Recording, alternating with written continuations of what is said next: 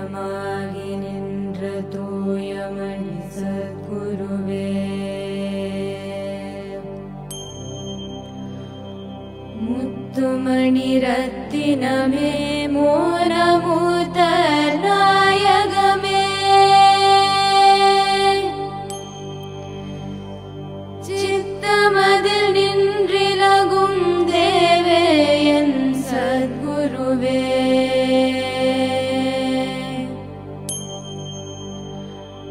நல்லார்க்கும் பொல்லார்க்கும் நடு நின்ற ஞானிகட்கும்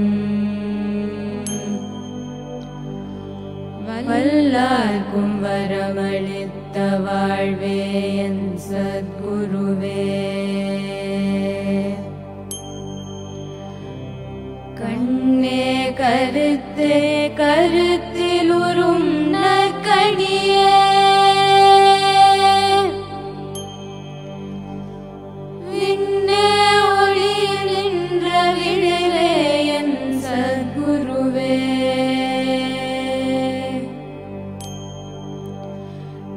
தேவர் முதற் காணாத திருநடந்தந்தாண்டு கொண்டு தேவாமிர்தம் நீந்த சின்மயமாம் சத்குருவே, அண்ட பிண்டமாகி நின்ற அமுத பசும் தேனே, கண்ட மனம் கோணாமல் கதி தருவாய் சத்குருவே,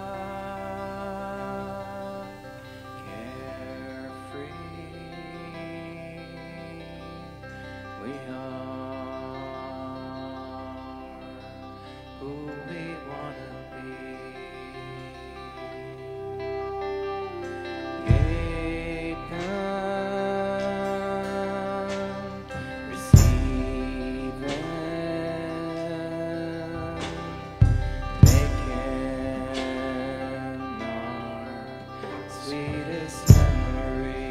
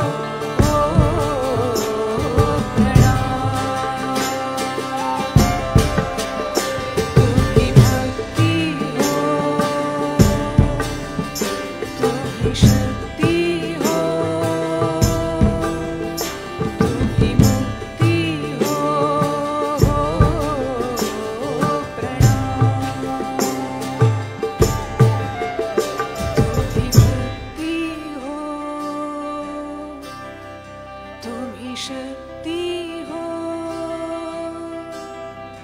तू ही मुक्ति हो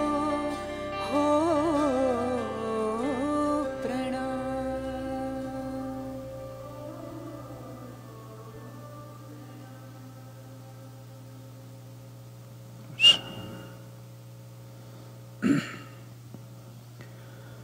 कालो न जानाति तव जननं, कालो न जानाति तव समापनं, दृष्टो मया तव महाकारः योगेश्वर काल काल, योगेश्वर काल काल।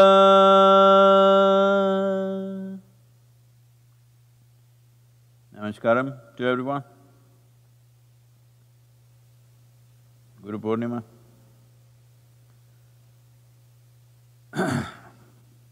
As by now all of you know that this is the first full moon post-summer solstice. It's significant because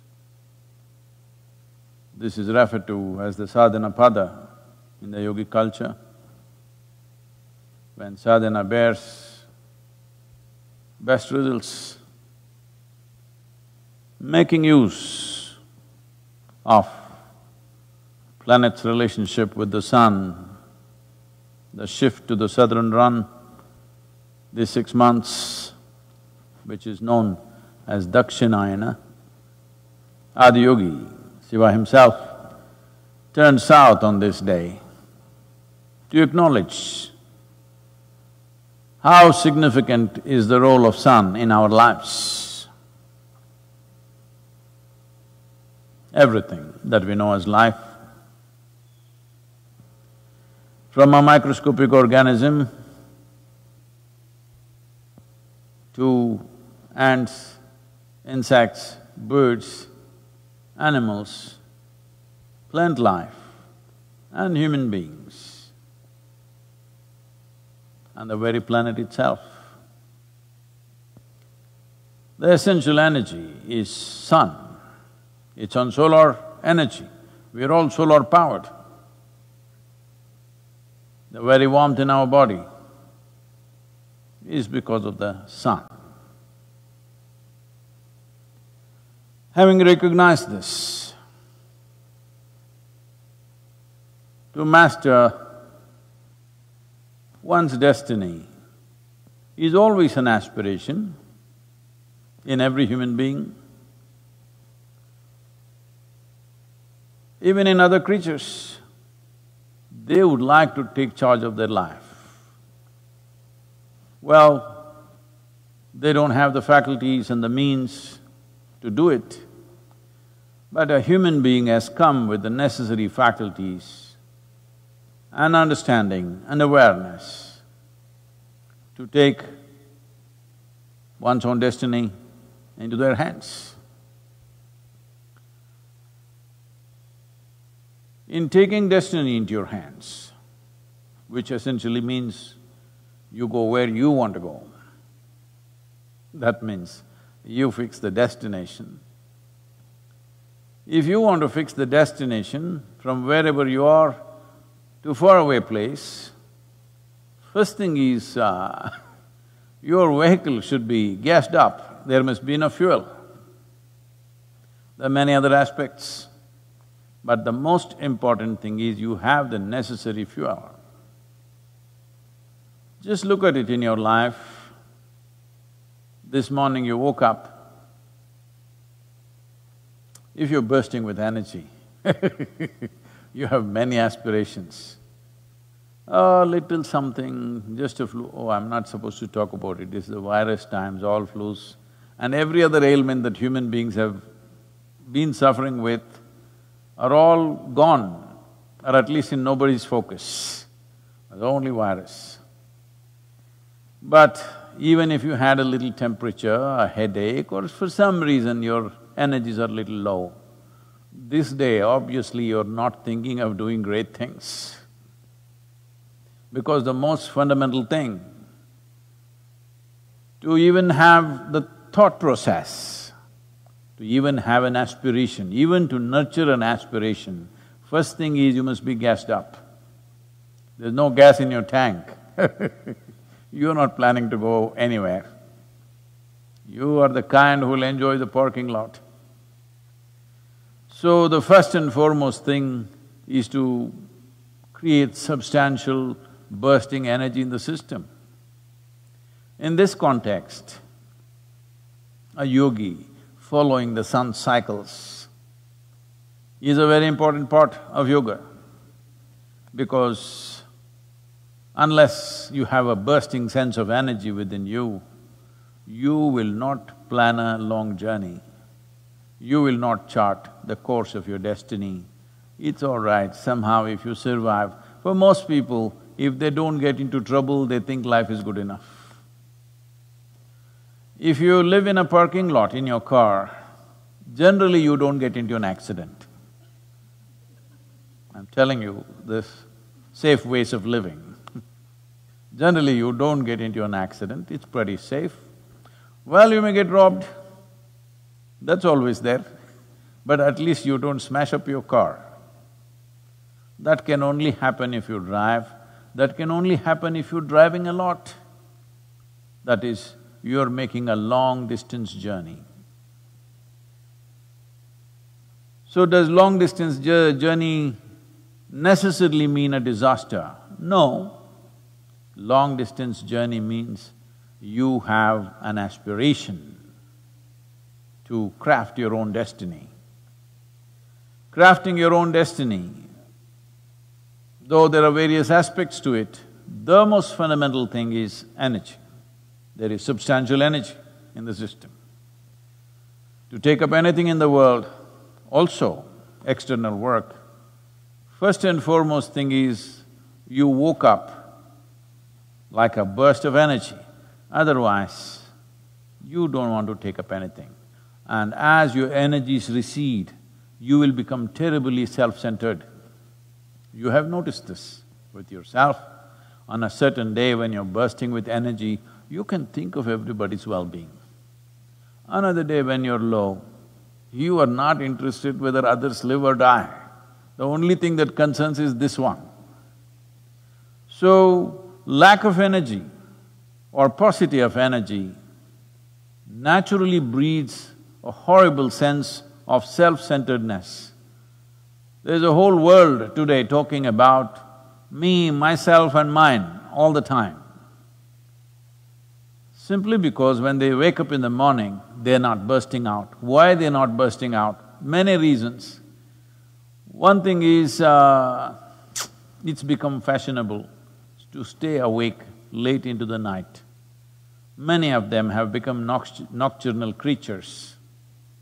Another thing is, there is a excessive flow of alcohol and other intoxicants flowing around. Once you touch these things, your energies when you wake up in the morning are very low. Once they are low, you are me, myself and mine, that's all. You cannot think of anybody's well-being, you will become more and more self-centered because your energies are low. This is the economics of energy. You don't have the energy to attend to everybody. If you just take care of this one, this is a primary life in your experience. If I just take care of this one, this is good enough. So then, this terrible man, the guru comes. You don't want to wake up in the morning, he gets you up 5 o'clock in the morning and makes you do all the unpleasant things, twisting, turning, bending, bone bending.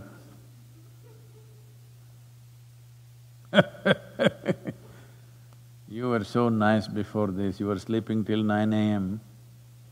Now 4:30 a.m., some of you gone crazy, 3:30, 3 o'clock. happening in the ashram at least. In the yoga center, at least people are getting, many of them at 3 o'clock, because they want to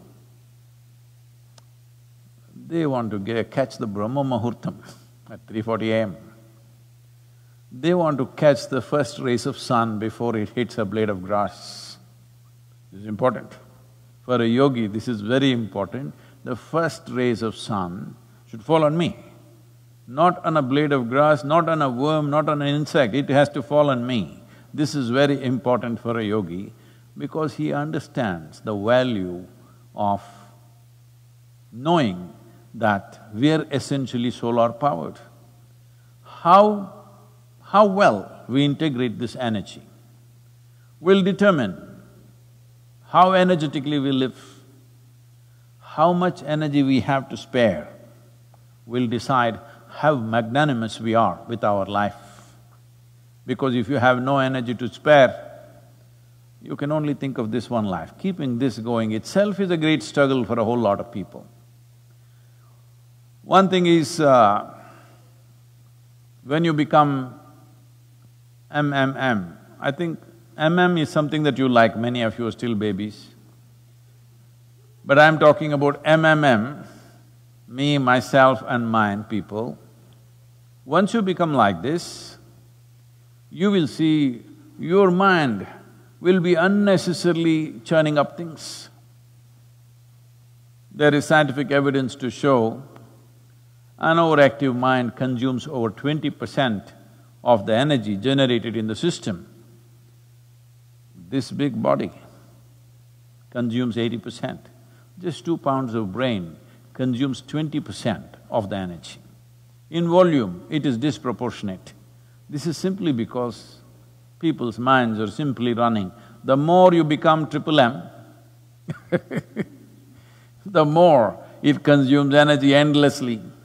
Now, of course, you have the assistance of the online madness, anything well, that keeps you going because you're not imbibing life.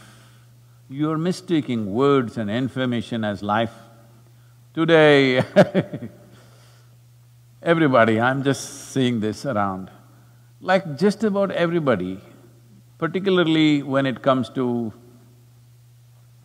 of course, political things, there is a certain set of people talking like they're geopolitical experts.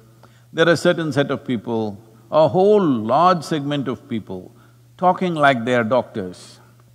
I'm just surprised people around me talking all medical terms. I say, are you doctor? No, I saw on the internet. Well, the stupid doctors took 9 to 11 years to become doctors.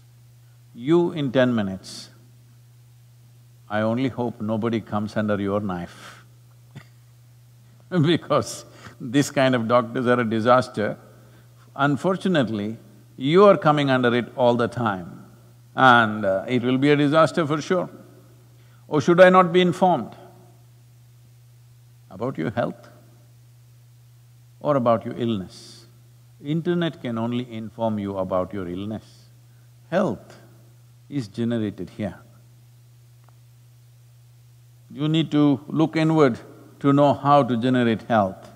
If you want to become an expert on all kinds of illnesses, well, you can go and inform yourself. Without knowing the fundamentals of how this works, you know so much about everything. If you know much about health, you will be healthy. If you not know much about illnesses, you will have that. And this is unfortunately the way of life.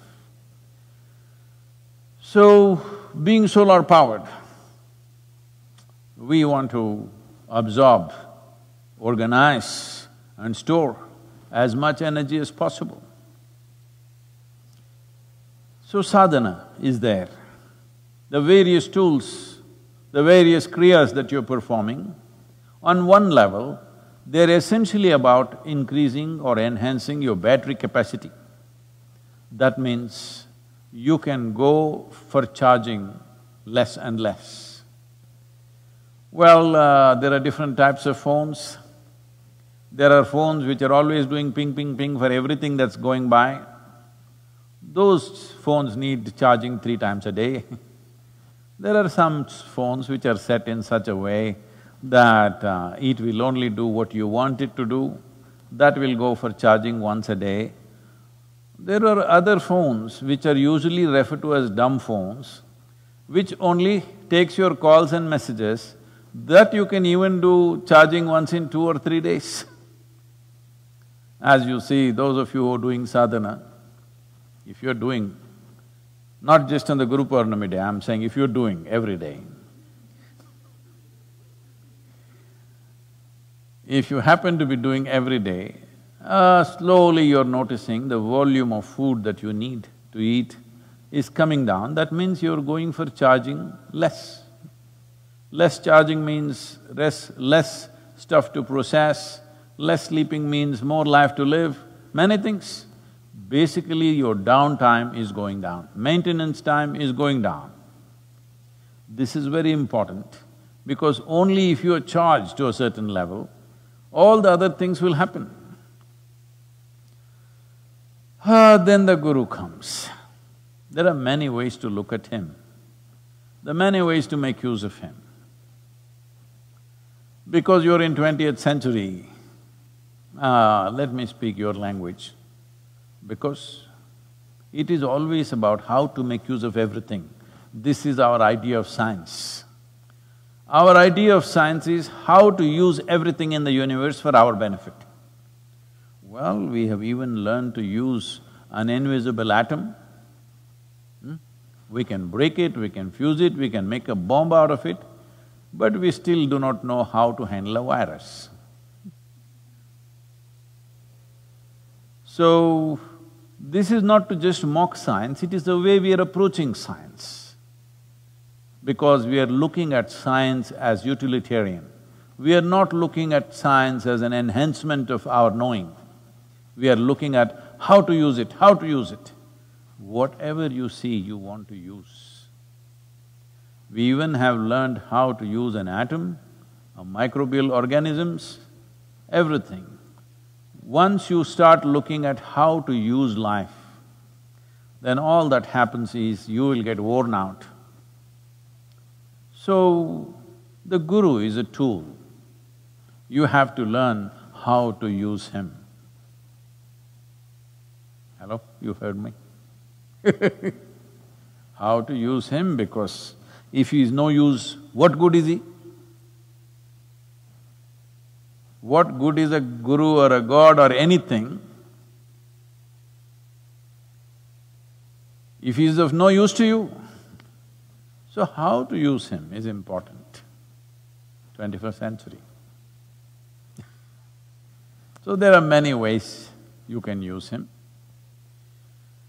One is you can use him as an inspiration.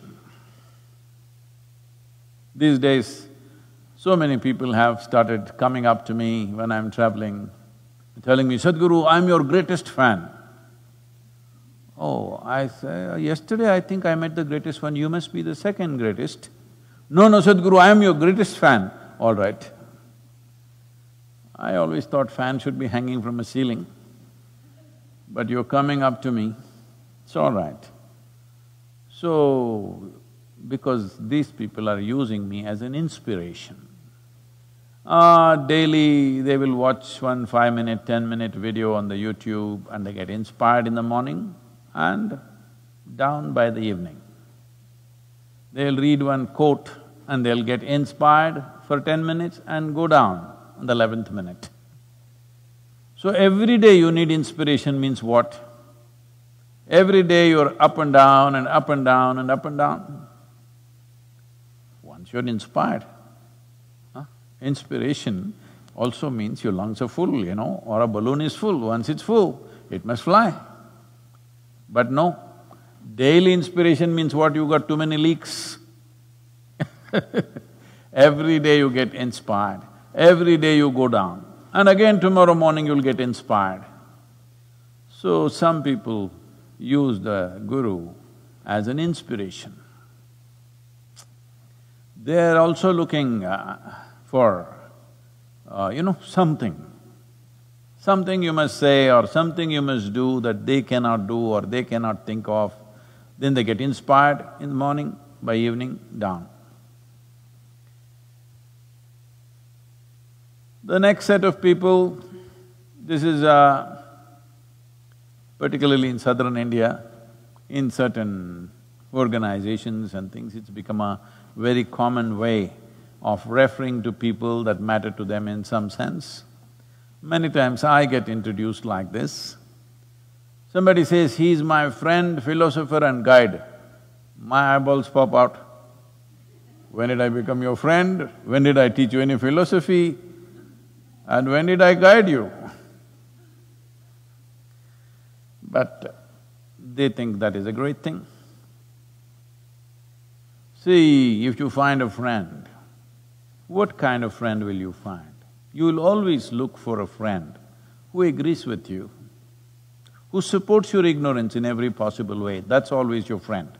If you're a smoker, you need a smoking friend. If you're a drinker, you need a drinking friend. If you're a meditator, you need a meditating friend. Somebody who supports your nonsense is your friend.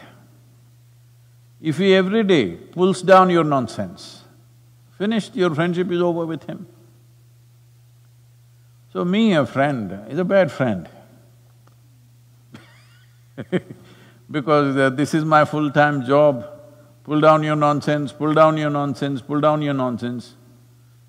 Initially when you're willing, after some time even when you're not willing.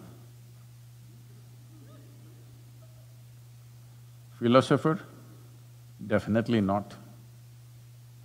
Because what a guru does is not a teaching, is not a philosophy, is not an ideology, it is not even an advice.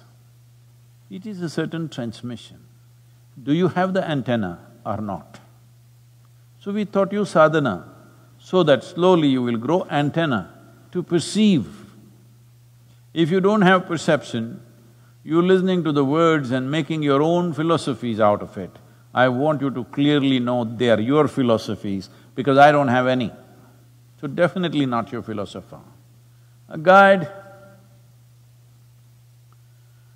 well, there are a certain set of people, whenever they want to take major decisions in their life, they come and Sadhguru, they've already consulted their lawyer, their accountant and their everybody.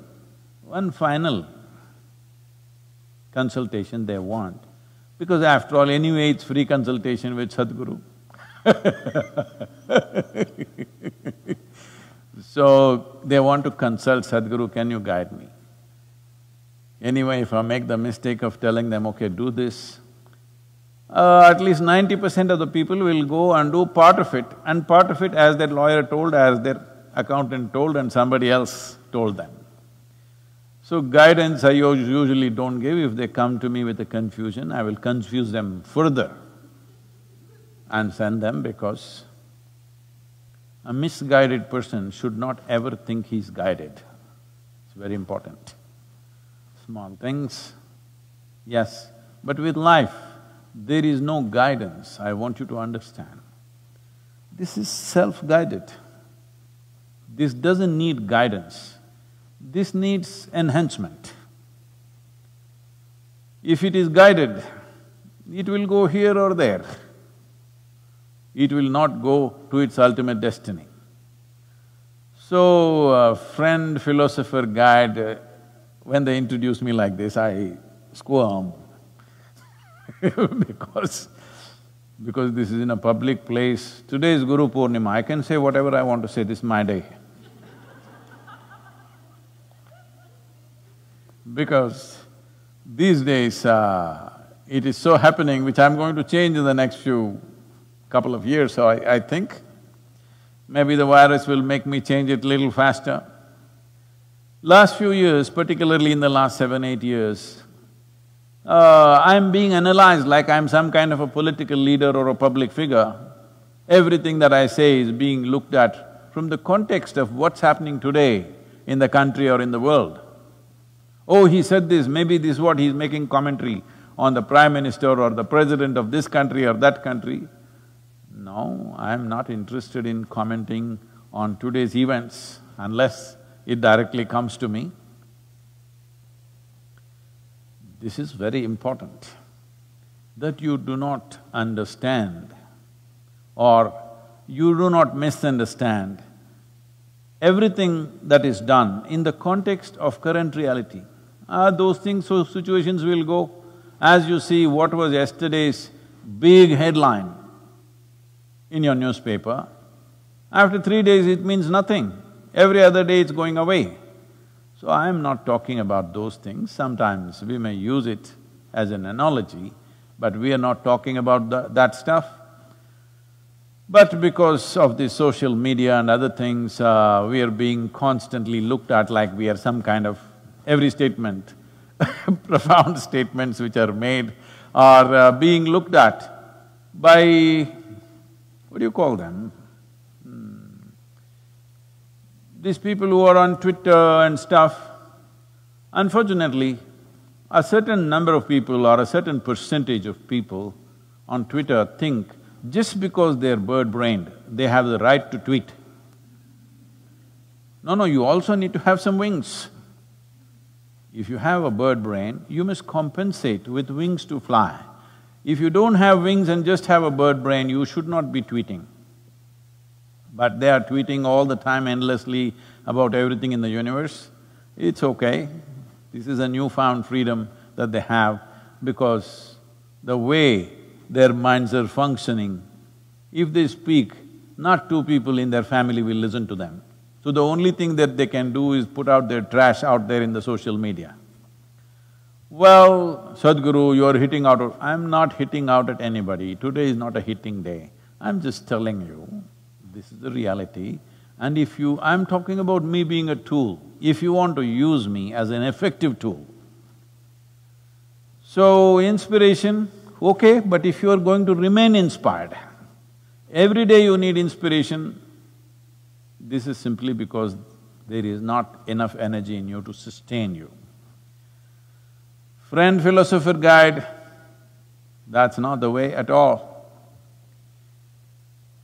The next possible way, which is a meaningful way to use a guru is, you use him as a doorway. You want to go through him. If you want to walk through a doorway,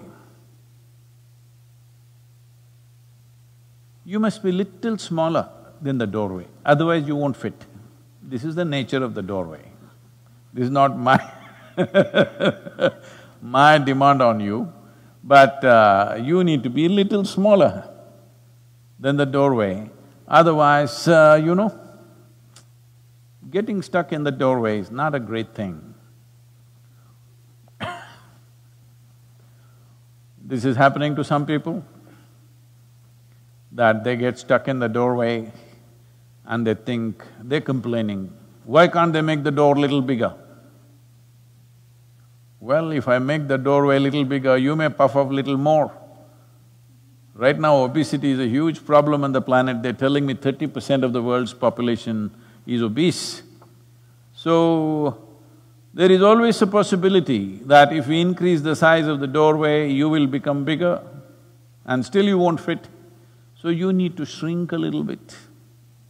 Your sense of who I am has to come down. I've probably told you this in the past a few times, but let me tell you again. When I was a child, I was fascinated by all these animals in the zoo. It caught my attention in such a big way. Almost whenever possible, if not every weekend, at least 1 or 2 weekends in a month, I'm at the Mysore Zoo. A whole variety of animals. And I went and spent the whole day. And I made friends there. Some of them started responding to me because I went with what they like. So generally, because I'm going out to the zoo, I'm talking about when I'm 8, 9 years of age. My mother gives me 2 rupees. 2 rupees is a luxury those days.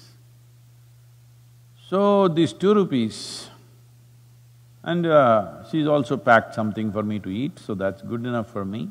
These 2 rupees I go and buy 3-4 kilograms of rotten fish. If you go deep into the fish market, you will get yesterday's fish. It smells, not fully gone, it's still good. Only its innards, its intestines and others going bad, most people won't eat it. Sometimes if you go to a nice restaurant, they may serve you that. Because I've seen some restaurant owners coming and buying the same fish that I bought for my pets in the zoo.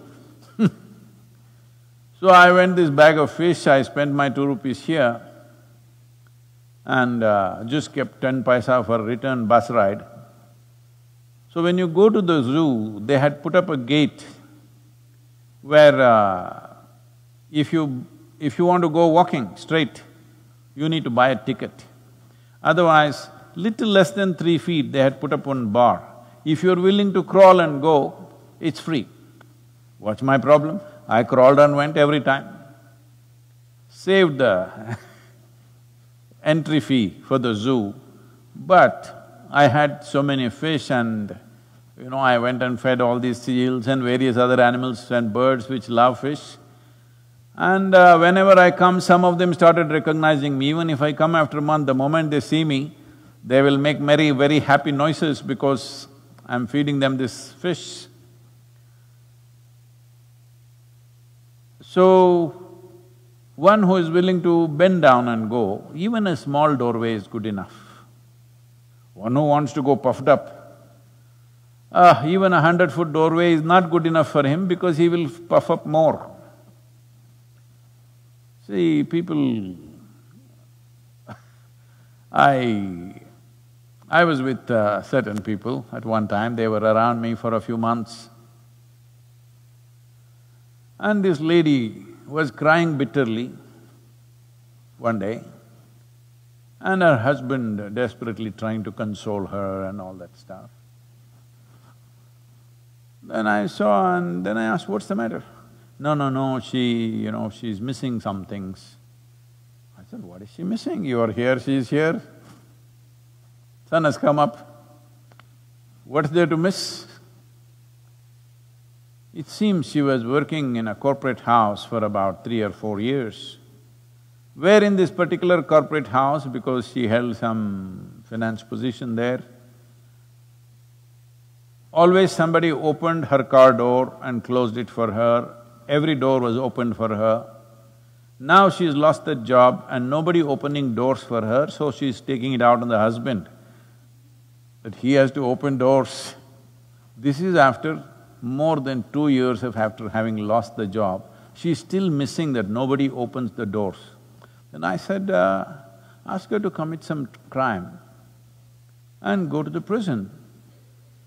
They always open doors for you and they close it for you. No, Sadhguru, she's very delicate on these things. No. I said, bring her here, let me…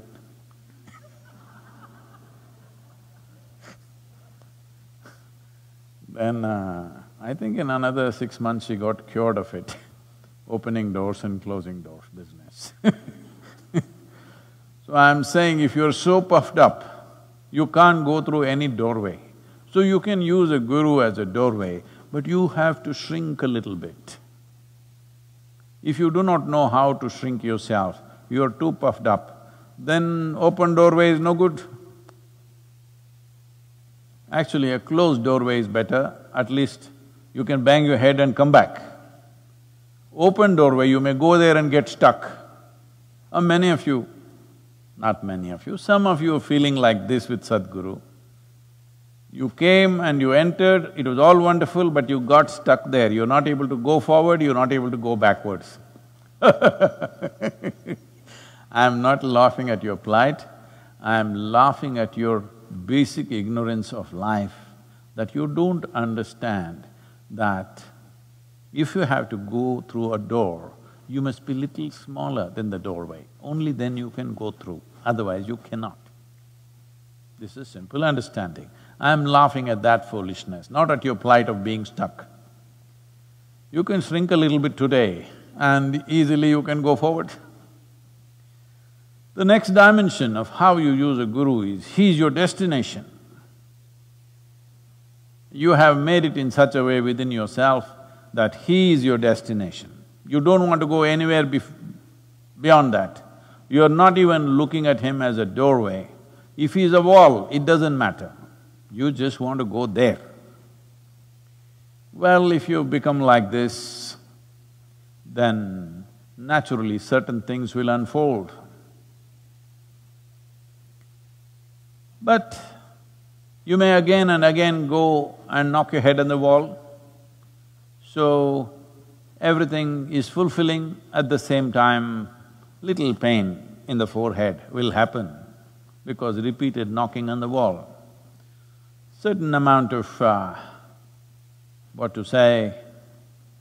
there is fulfillment, there is a little bit of…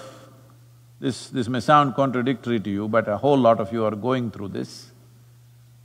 A certain sense of fulfillment is there in what you're doing and how you are, and you can easily look back and see how you were a few years ago and how you are today, but there's little frustration because the guru doesn't yield, he's like a rock. Destination is always like that. So, those of you who are going through that, the next dimension of how to use a guru, the tool of a guru, how to use him as a tool is that he's become your dharma, he's become your breath, he's become your body, he's become your being. If this happens, now you are just ecstatic, you have no likes and dislikes of your own, you have no choices of your own, you have no preferences of your own, you don't have any values, morals, ideals, nothing. The Guru's energy and his presence has become your dharma, it's your very way of being. If you become like this, I will make sure you are ecstatic every moment of your life, for sure. Because ecstasy is not the goal. If you're ecstatic, it's just that you don't care where the hell you go. If you're really ecstatic, you don't mind going and living in hell. What's the problem? Only if you're truly ecstatic, will you take up whatever is needed in this world? Whatever. It doesn't matter, it's easy, it is difficult, it's possible, it's not possible, nothing matters because anyway you are wonderful. What you do is just according to the needs.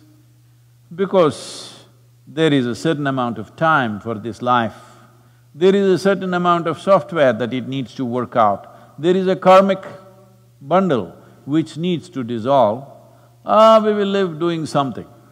What should we do? When nothing matters, when I'm ecstatic, what to do? What is needed? If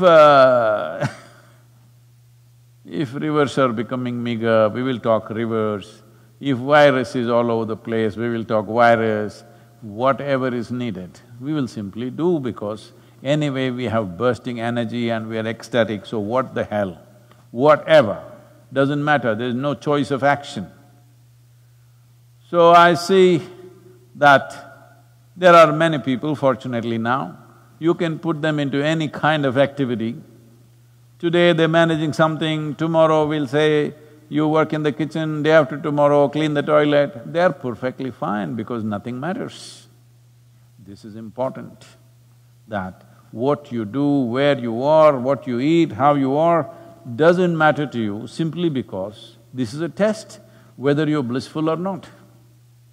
If you're blissful, if you're really blissed out, then what does it matter what you do and what you do not do? If you close your eyes also, it's wonderful. If you're super active also, it's wonderful. This freedom, once you have, then there is no worry about anything. You don't have to worry about your mukti. You don't have to worry what is the ultimate nature of life. You don't have to understand a damn thing. I'm telling you. You don't have to read a scripture, you don't have to even listen to me. You just have to sit there and be blissed out. Because once you are like this, then life carries you on. There is no need for you to carry life. I am seeing many of you, the moment you're given an important responsibility, then you start having that look on your face like you're the spinner of the planet. You start thinking you're the one who is spinning it and you're afraid it may go off fast or it may go slow. No, you are not the spinner of this planet. I'm just informing you, in case you have taken that title upon yourself. That's not your designation. You're a bloody small creature who has immense possibility. And possibilities will become realities only if you explore them. Otherwise, possibilities are just empty words.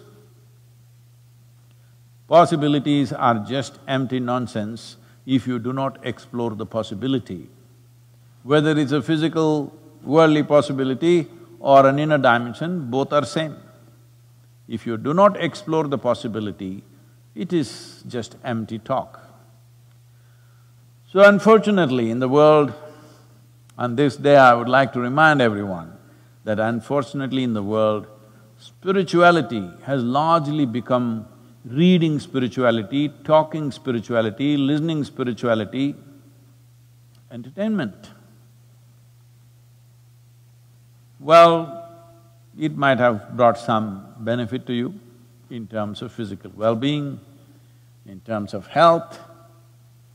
Maybe at least it gave you a break, you know.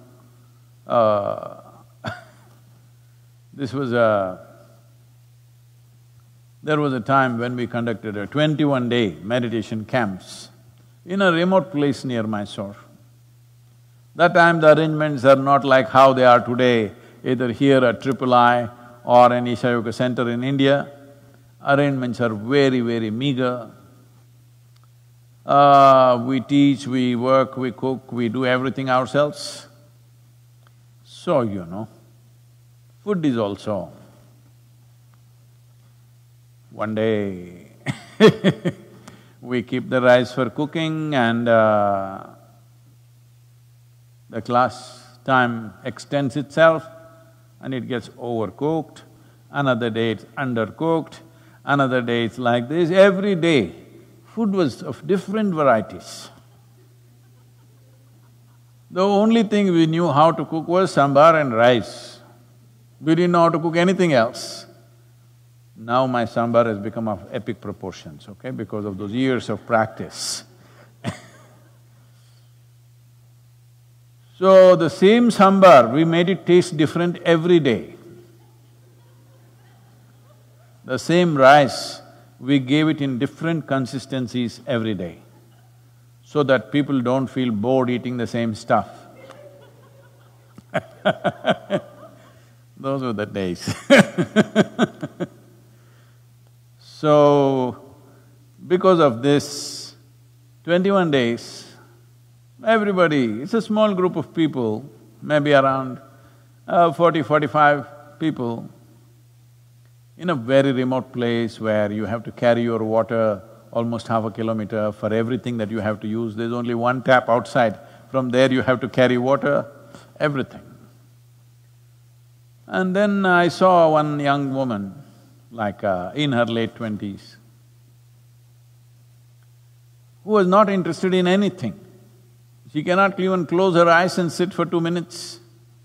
Then I one day called her and asked her, you know, you're here, why are you here first of all? This must be torture for you because you're not interested in anything that's happening here.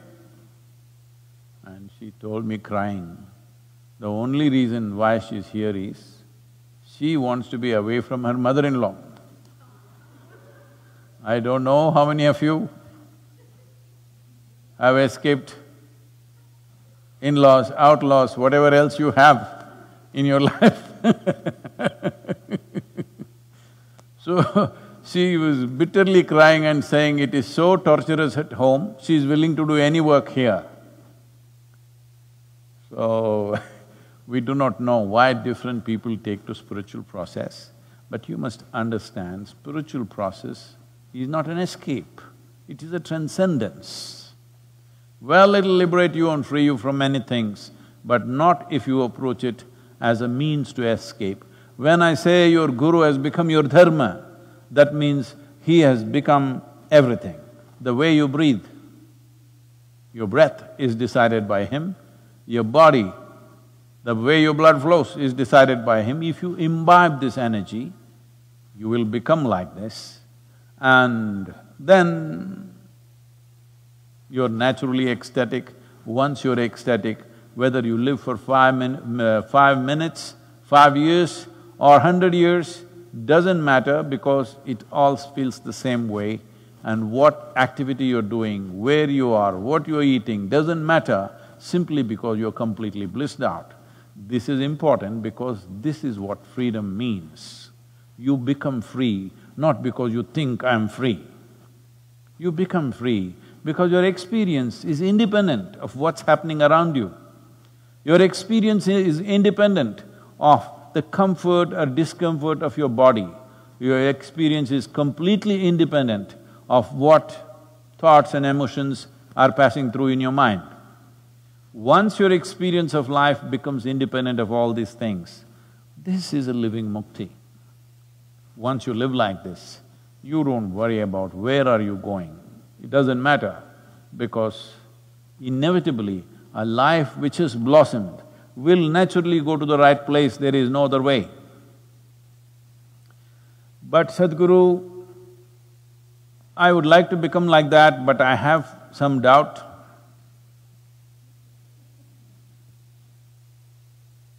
No, I'm not going to clear your doubt today,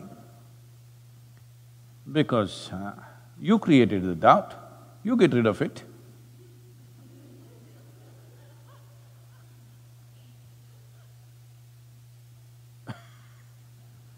This happened. At one time, not now, at one time, Shankaran Pillai was an out-and-out pessimist.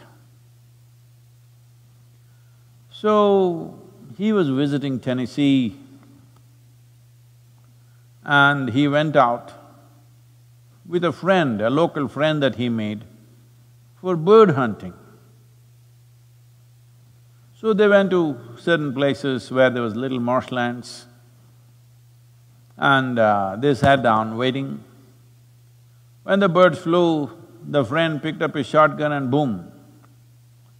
Every time a bird fell in the marsh, his dog, the bird hunting dog, just ran upon the water like Jesus. Ran upon the water, picked up the bird and brought it back, picked up the bird and brought it back, every time. The friend was looking at Shankaran Pillai for the effect. Shankaran Pillai was just looking bored and looking at this whole thing. Then after many forays like this, the dog actually walking, running on the water, picking up the bird and coming back. Then what to do with these Indian guys who are not impressed with miracles because they come from a country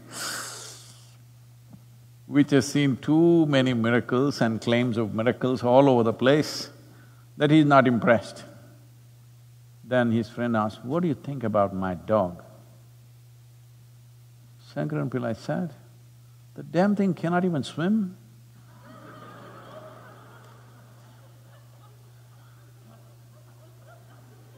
What do I do?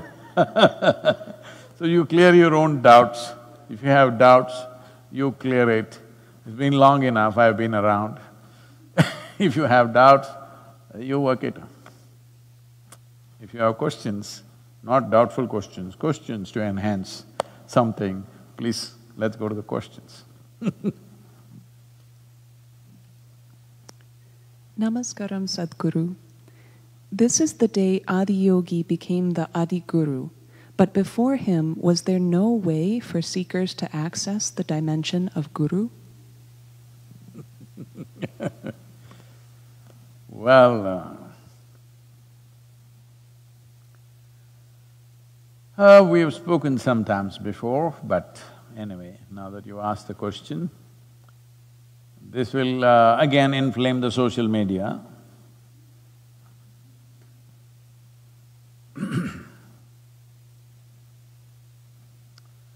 See, as per certain astronomical events,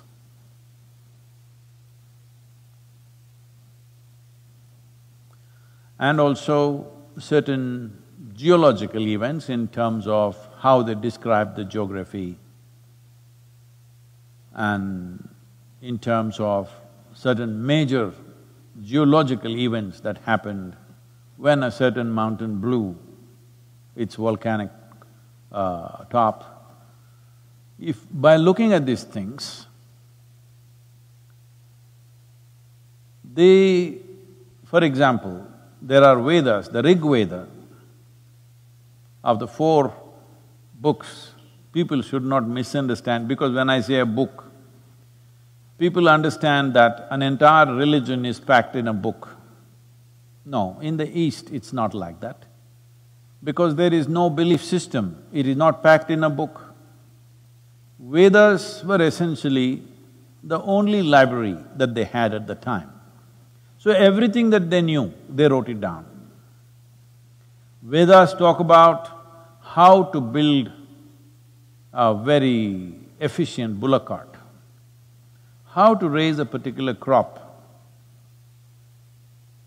how to manage water in the village, and also talks about how to realize oneself.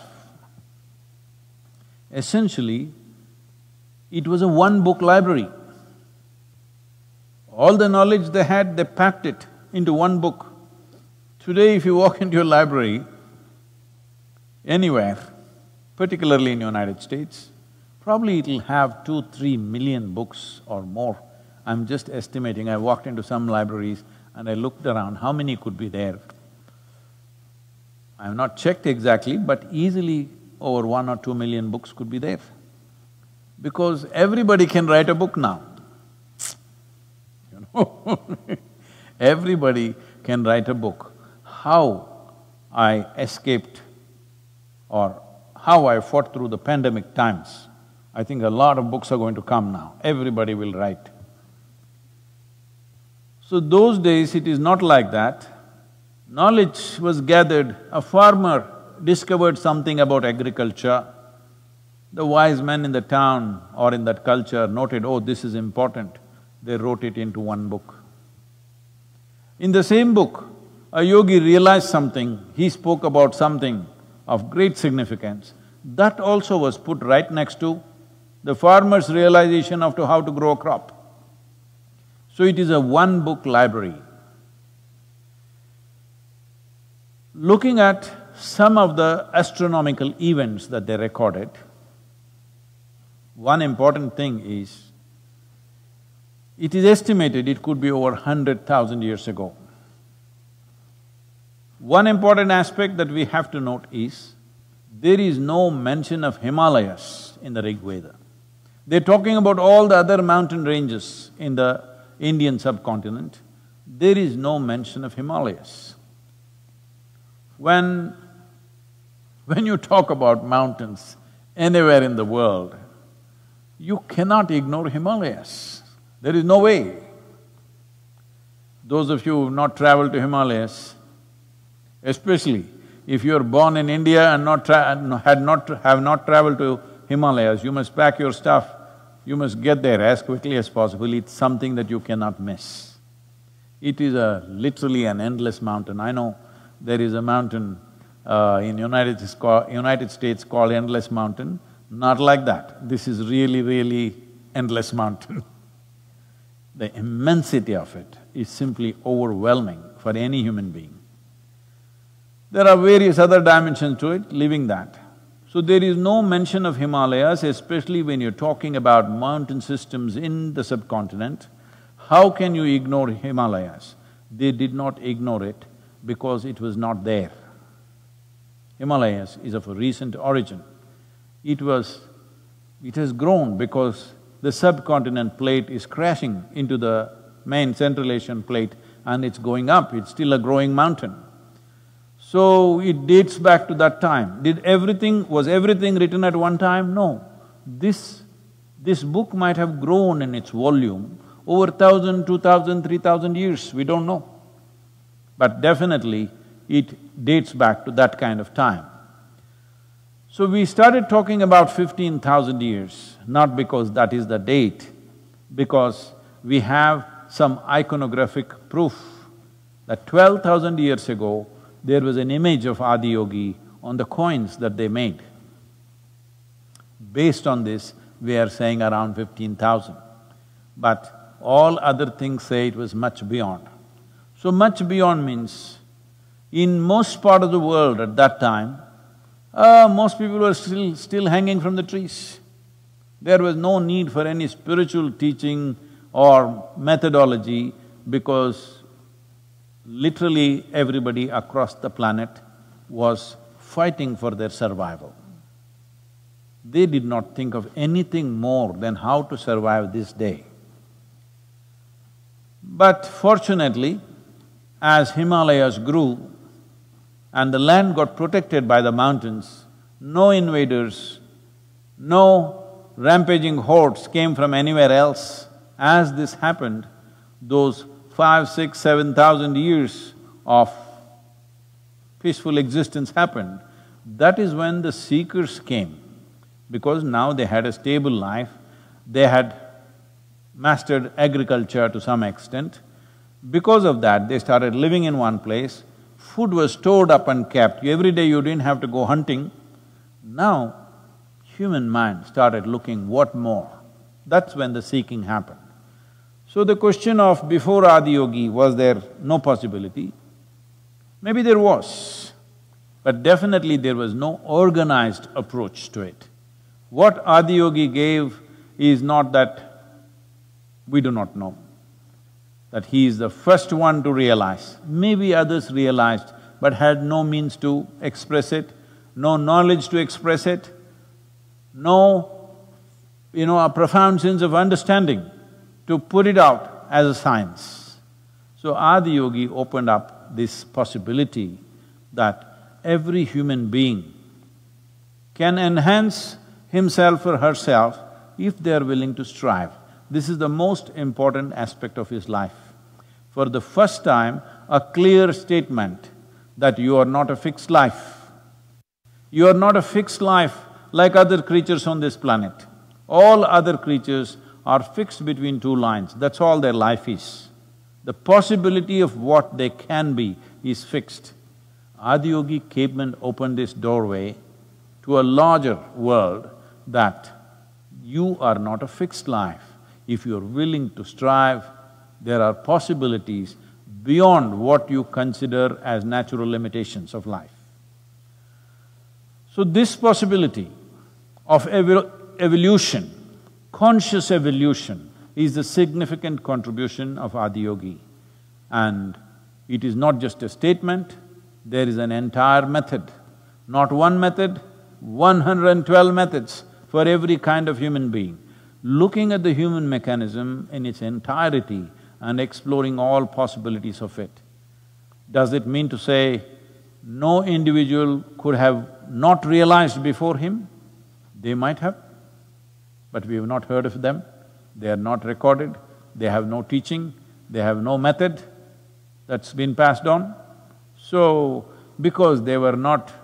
See, if you look back today in terms of anthropology or archaeology, if you look at it in terms of archaeology, what do they usually find? They find some pottery, some scratchings like… which are called art on caves, cave walls.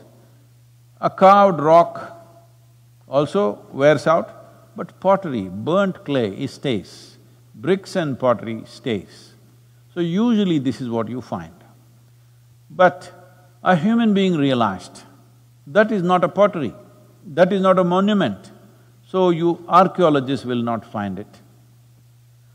If you look at further out into the thing about looking at human bones, human skeleton somewhere, well, your enlightenment will not be shining in your bones that you see after 10,000 years of 25,000 years of whatever. So because of that, there is no record, but because Adiyogi started a tradition. He trained these 7 fantastic human beings to take it around the world, and he spread them so that if they all go to one place, it may live there for some time and die. So he spread them to different parts of the world so that it lives in its various dimensions and forms. Because of that, it still lives. Well, Adiyogi also did not write a book, he only spoke to them. I don't think even the Saptarishis wrote it down, they also spoke to people. Much further down, we don't know how much further down, somebody started writing down these things. But because they managed to produce such highly dedicated human beings, that is, those human beings who took their guru as their dharma, his energy flowed in their bodies, it's his breath that they were breathing. Because of that, without distortions largely it came, till the printing press came. After the modern printing press came, all kinds of ridiculous interpretations of this happened. There was there is I have a lot of books at home. Most of them, 95% or more, I've never opened them. Just to make me look little educated, in case anybody visits. Real books, not just fake ones, real books. The only things I've read among them is some novels, some books on history, but none of the other things I've read. But obviously, people keep bringing books to me, they think they need to educate me on yoga. Because they can clearly see I'm illiterate and I'm going on about yoga. So some book was given to me, excuse me.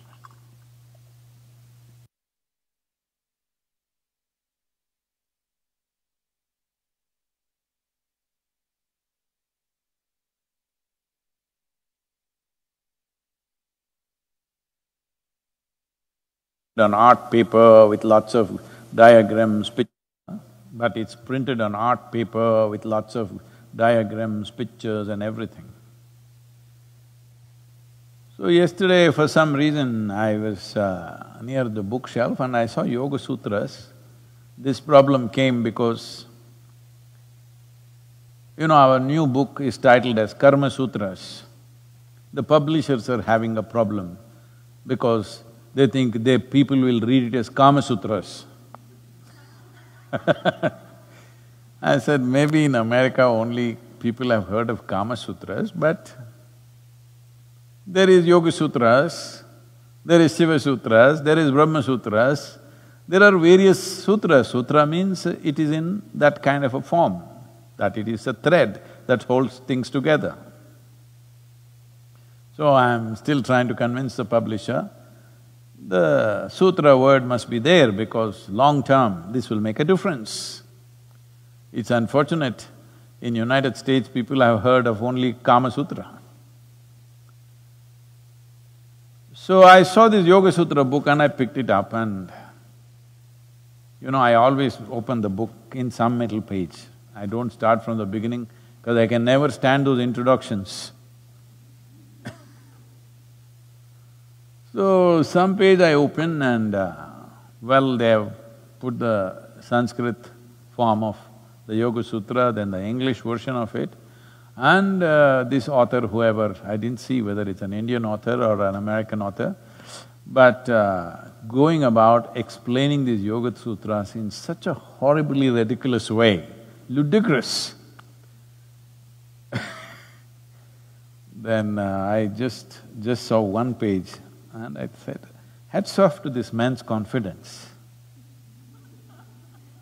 Recently, one of the quotes said, confidence and stupidity are a dangerous combination or something like this, and they often come together. So 3-4 days it's been on the Twitter, negative tweets on me, how I don't understand what is confidence and what is 3 days there is trending tweets against me because confidence and stupidity goes together.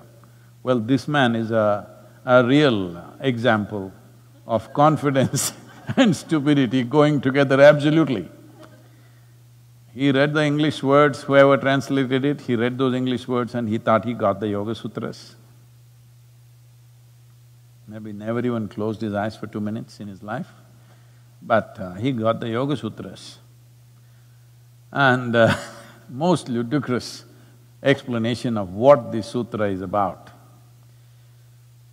Well, this is what Adiyogi meant to change because he made sure that these 7 people absolutely invested themselves in him before anything happened. This is a little difficult in 21st century, but fortunately, in many ways, we're doing even better than Adiyogi because we have more than 7 people.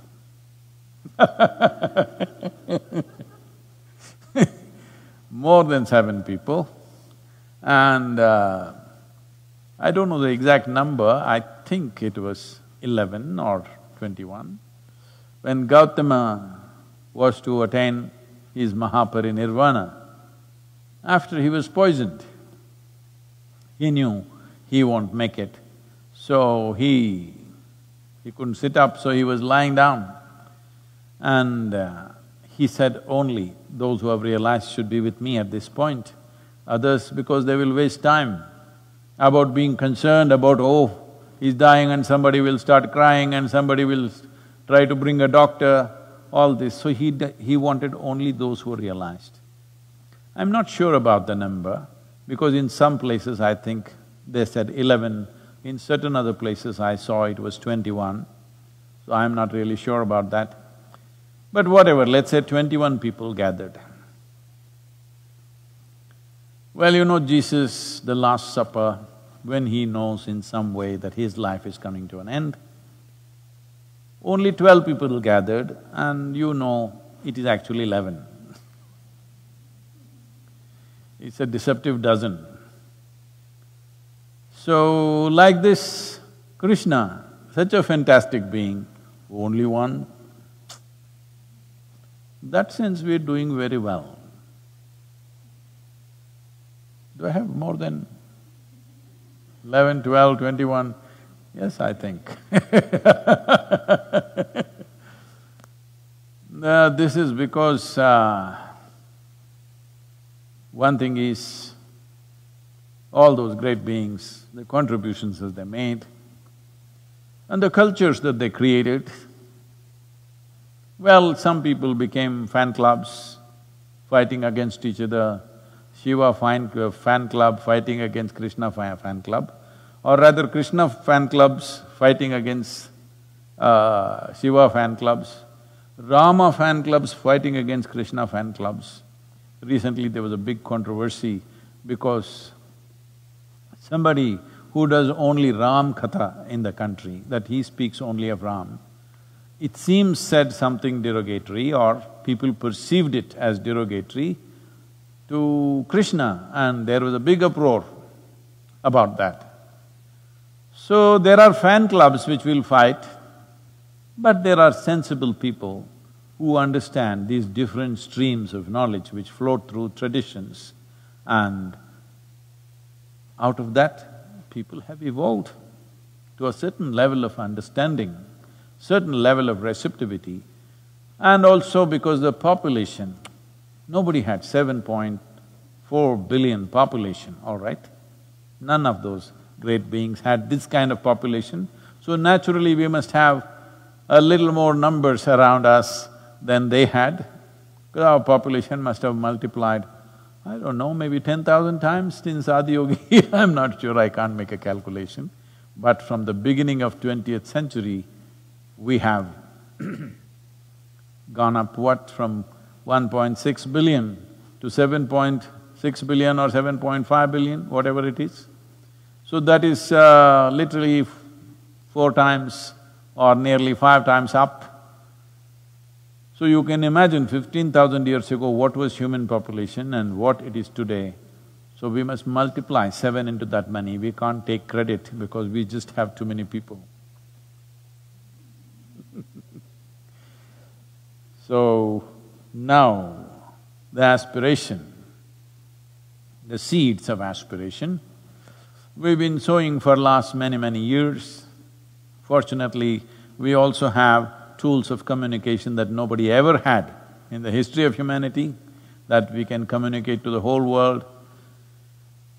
Right now, it's estimated that we have touched over 1 billion people, at least 1 billion people have watched more than 2 or 3 videos. This will multiply into 2 to 3 billion in the next 1 or 2 years' time. So this advantage nobody else had. So we cannot gloat about the numbers, we need to have many-fold more who will make their guru, their dharma, that is, their very breath and body breathes the guru. Then it's very easy, life becomes very easy. I don't have to work hard, you know.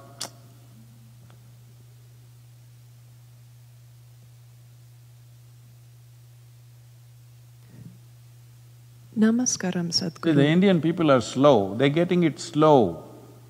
Almost 30 seconds after I say anything, then their face brightens up. Why are you guys so slow? See, they still didn't get it. Ah, they got it. So. Namaskaram, Sadhguru. I just came back home after spending 3 months of lockdown in the ashram, and I am forever grateful to you and everyone there who give themselves so totally. I'm back home and I feel I owe it to my guru and to the people there to help. On this Guru Purnima, I would like to ask Sadhguru, what can I do for my guru? Is this Adiyogi asking the question? Is it Adiyogi asking the question? What can you do for your guru?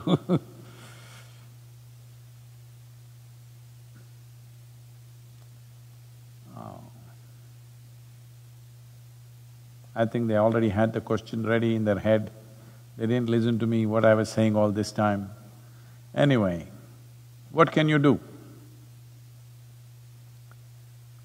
Well, you don't have to do anything to him, because he is not him or her, nor is he this or that. So you can't do this or that to him. You leave him alone. But you are striving for your well-being. He is striving for everybody's well-being. If you can expand your striving from being my well-being to a larger well-being, well, it would make his life little easy. And he could be a little better failure than what it is looking like right now. When I say little better failure, you know I've spoken many times. When I was 25, when I realized if I don't mess with my mind, I can be ecstatic any moment of my life. When I realized this, and when I experimented in so many ways, in various kinds of situations, it doesn't matter where I am, in what kind of conditions I am, if I just take my hand off my mind, I'm just bursting with ecstasy. Then I knew this is it. I thought I was the first one to discover. You know, I am like Columbus. Columbus discovered America. Well, before him, for thousands of years, people have been living here, but he discovered. Similarly, in the Indian school textbooks, we read, Vasco da Gama discovered India.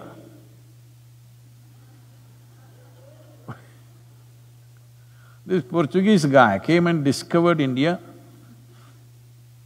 No, it was there before that, we've been there for thousands of years. Before that, as a well-organized culture, But he discovered us. Just like that, I discovered that if I don't mess with my mind, I'm ecstatic. Because right from my very early age, I must tell you, somewhere deep inside I've been so arrogant that I never read anything. I thought, or I didn't even think, because life engaged me. From a very early age, plants, animals, tadpoles, frogs, fishes, insects engage me so deeply, and of course, say, cobras, they engage me so deeply that I never thought it's necessary to open a book and read it. So definitely I did not read the Yoga Sutras. Though I was practicing yoga, intensely practicing yoga, but never bothered to read Yoga Sutras. I remember when I went to Melladili Swami's ashram for my first stint of yoga,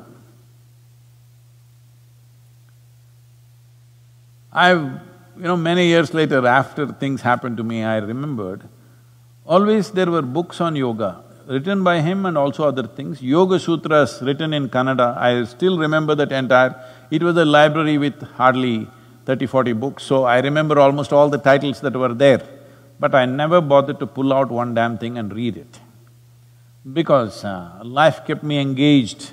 What was happening within me, what was happening around me, kept me fully engaged. I never thought I had to open and read something. Except the compulsory books, like textbooks. That also I read only 35% of it because I was only aiming to get 35%. So I never read the Yoga Sutras, nowhere did I come across Yoga Chitta Vritti Nirodha. This I heard many years later. So when I realized that if I don't mess with my mind, I'm just ecstatic and it can be very easily done, and I knew how to do it. I sat down and made a plan, a real plan. In 2.5 years' time, I will make the whole world ecstatic. Still, you're still sitting there and gaping at me. 38 years, huh? Well, here and there we see tears of ecstasy, but not the whole world, it's not happened. So we're still striving. And people are so invested in their miseries. I never imagined that people would be so invested in their miseries. Things that cause enormous distress to them, they're so invested, they will not leave it, no matter what. I did not realize this when I was 25. I thought, if you give a better option, everybody will jump. But no, they won't leave the familiar because they are so horribly invested in their insecurities and miseries. So having said that, but as I said, we are not doing very badly. We are definitely going to fail in my lifetime. I don't feel that way, but you can see, it's in the evening. This is not the morning of my life, towards the evening. Not at sunset, there is still a lot more. Before sunset there are a lot of colors, all right? It's the grandest time for the sun in terms of scenery. So still there is a lot of scenery, but in terms of time, energy and the size of the population, we know we will die of failure. If you can increase my percentage, if you can be a part of increasing this percentage, in whichever way possible, constantly on it. Not one day when you come visit the yoga center, you are constantly on it. according to your capacity. I am not asking you to do the same things that somebody else is doing or I am doing, to your capacity, if this matters to you. Now you said, these 3 months lockdown, I really enjoyed Isha Yoga Center. In many ways, Isha Yoga Center in India and also here many people did not walk in before the lockdown, but there over 3,000 people, and the amount of work we are doing in the villages with not a single infection, everybody absolutely safe, a large premises where people can move around, all protocols followed, sadhana happening wonderfully. Weather cooperated, monsoon, pre-monsoon rains came early and eased the summer off pretty easy. With all this, last 3 months have been wonderful, I must tell you this. In the last 40 years or more, probably, in the last 45 years, I've never stayed home for more than 12 to 15 days ever. The first time I stayed home, slept on the same bed for over 85 days. It's been very good. Been eating good food, sleeping well, no travel. Well, it's been good for you, I'm glad, but you need to understand this. This goodness that you experience, for this, there are so many people out there, hundreds of them, who are incessantly working just for this one thing, that it must happen to more people than what is there right now. So if you want to do something for me, this is what you should do. How do I do? You tell me, what is your capability? If you have time, we will tell you what you can do. If you have some other talent or capability, we will tell you what you can do. If you have money, we will tell you what you can do. That's the easiest thing. Because all these things are needed. We need a striving from a significant population so that we will be better failures than right now the trajectory is. And we are going to make sure that in the next few years, we will definitely hit a higher trajectory. And if you want to be a part of it, if you want to put your energies into it, whatever you have, you can put it as a part of this. Many things are going on right now. One thing is, the online inner engineering program is being offered at a discounted price for everybody and free for all the medical personnel. I'm glad to see that nearly 85,000 medical personnel have made use of it till now in the last 3 years. It's fantastic. I hope it's keeping them up. Many of them are sharing what a difference it's made in these hard times for them, because it's been a very trying situation. This is also available for police officers.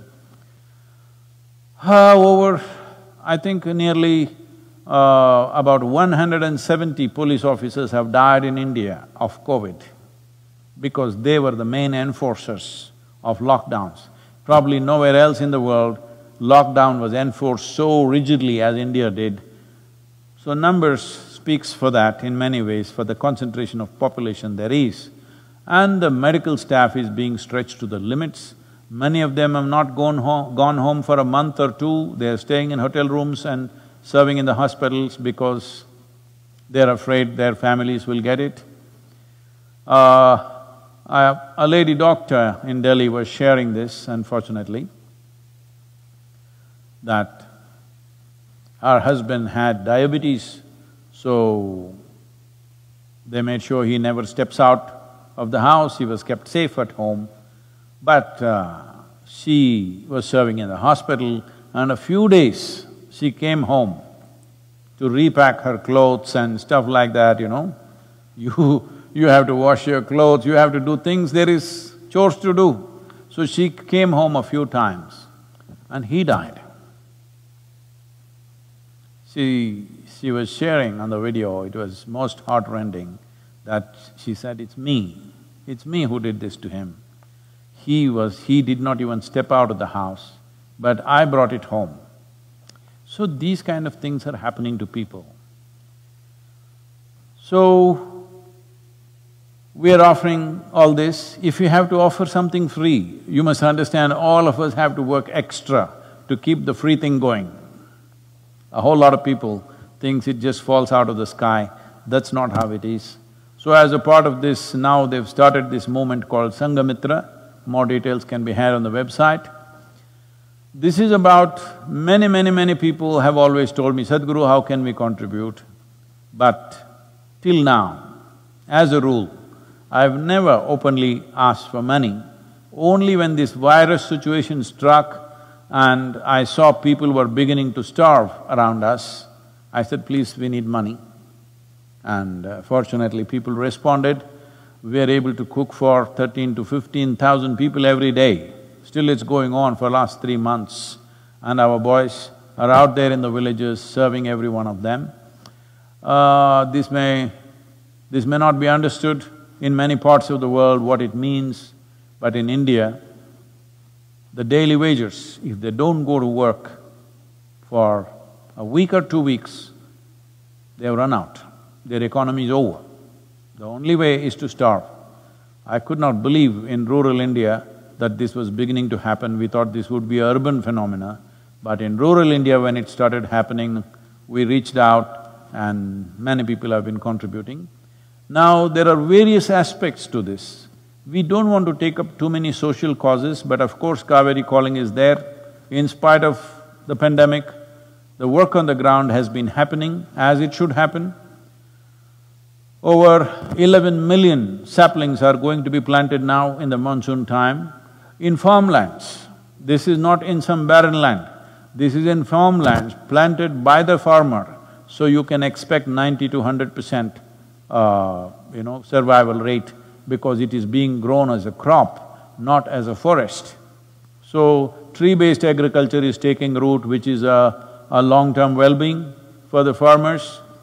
And we are also looking at how to make at least 1/3 of human diet should come from the trees. This must happen everywhere. We are looking at making this happen in the Kaveri belt to start with, but this is necessary that at least 1/3 of the food should come from trees. And if you want to go into the statistics, we are in the process of laying out a movement called Conscious Planet. All our plans have been pushed a little bit. This is about making people conscious because that's the only problem we have. Unconscious human beings are the only problem you have on this planet. Even now this pandemic flying around the country, flying around the world like this is basically because of unconscious human beings. If only human beings were a little more conscious, very easily we could have contained this. All it takes is, if today, Guru Pournima, all of us take this step, the entire human population, for next 15 days, 14 to 15 days, we don't come in contact with anybody, just sit by yourself. Finished, pandemic is over in the world, this many people need not die, economies of nations need not be ruined, people need not be put to such hardship. All this is not necessary if only we were conscious. So one thing is to become conscious about how we are within ourselves, another is to be conscious about… because another pandemic is unfolding itself rapidly, which is the ecological pandemic. Well, this could take many more lives than the virus will take. Much bigger disasters and much bigger challenges are just not even next generation, in this generation they're waiting if we don't do the right things.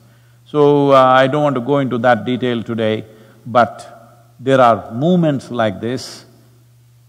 So we are looking at how people can participate. You can contribute 5 rupees, 10 rupees, but on a steady basis, depending upon the volume of finance we have. Because we have never surrendered our cause and the freedom of functioning as an unprejudiced organization to any major corporate or major funding. This is the reason why we don't have any major funding, because most of the major funding comes with strings, unfortunately. So, our contributions have always been like this from people. So we are looking how to make this happen, so that one thing is to take this possibility of how a human being can generate the quality of his life or her life from within themselves. The quality of your life is determined by within, not by outside. If this one thing happens, that you know how to be blissful by your own nature, if this happens to at least 60% of the population, there will be no ecological challenge. You must understand, ecological challenge is a consequence of human beings in search of well-being, ripping the planet apart. If well-being is guaranteed, human beings will naturally function in a much, much more conscious way. As a part of this, you can be a part of the Sangha which is striving. You don't have to do anything for me. See, people are taking care of food. Last 2-3 lifetimes, food was always a problem. We were starved out. This life I'm well fed. My needs are small, but I'm well fed. So you don't have to do anything to me. Rest of it is just paraphernalia. With or without it, we can live. We have no issues about that. So you don't bother about doing anything to me. One thing is, your first commitment is, you're striving to become a blissful being. That's your first striving. Your second striving is how to support this striving that I have, to see that everybody becomes blissful. In this process, in which way you can participate, please participate. I will… the Sangamitra is there, you can contact and see how, in how many different ways you can participate and make this happen. Let's make this happen. This is our life, this is our time on the planet. What wonderful things we do is left to us, or what we don't do is also left to us, and what horrible things we do to each other is also left to us.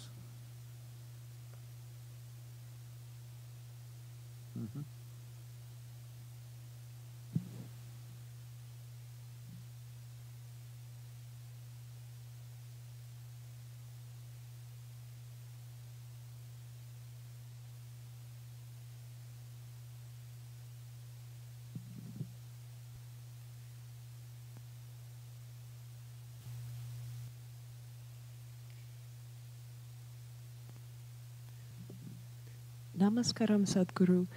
You have told us a beautiful story of Swami Vivekananda and Ramakrishna Paramhansa.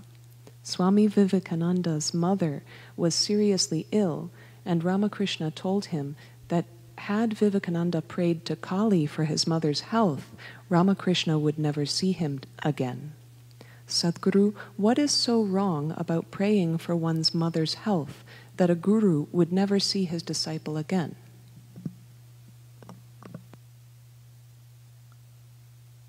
Now you're exposing how horrible the gurus are.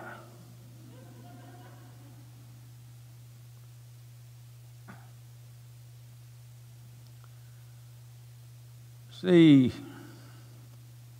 there are many aspects to our life. Of these many aspects, a guru means, I know that word guru is being used loosely today, management guru, marketing guru and whatever. We are not using the word in that context. When we say a guru, we are talking about someone who is committed to the ultimate nature of who you are. Well, Ramakrishna saying what he said, he wouldn't have said it to all the other hundreds of devotees who are hanging around. He says this only to Vivekananda, you must understand. Because he wouldn't talk about taking your emotions for your mother or your help, or seeking divine help for your mother's health. For other people, he would have said, okay, go and pray. But for Vivekananda, he has set different standards. Because he's expecting this man to do something much more then what others will do. If he has to do those things, he should not be an asking fool. That he is not somebody who stands in front of the Devi and asks, I want this, I want that. So, for your mother's health, what he that moment needed was money. So he wants to go and ask for money. If money doesn't work, what's the next thing? You ask for a miracle. If miracle doesn't work, what is the next thing? You will ask him to raise the dead. Well, Ramakrishna knows the progression of human mind. Initially, you will say, my mother should be healthy, but she fell ill. Then you will say, I should have the money to get her treated. It didn't work. Then you want a miracle. Simply like that, she became well. Didn't work, she died. Then you want to raise the dead. So Ramakrishna, in one moment, he's seeing through this nature. And above all, he's preparing Vivekananda to be his instrument. And he wants a fine instrument, not a crusty one. So, preparing his instrument, is it more important than Vivekananda's mother? This is not one against the other.